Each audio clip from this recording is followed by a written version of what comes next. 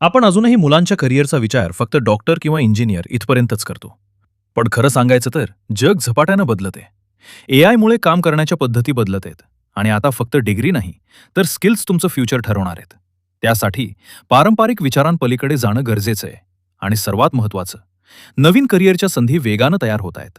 म्हणूनच भविष्यात फक्त करिअर निवडण्यापेक्षा ते योग्य पद्धतीनं घडवणं जास्त महत्त्वाचं आहे.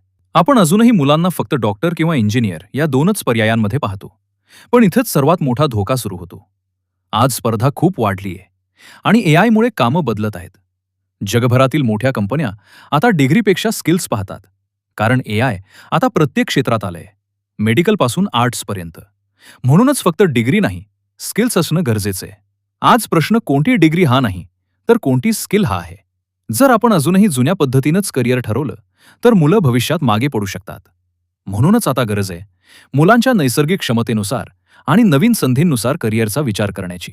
आणि पुढील भागामध्ये आपण त्याचीच चर्चा करणार आहोत. तो बघायला सबस्क्राईब करायला विसरू नका.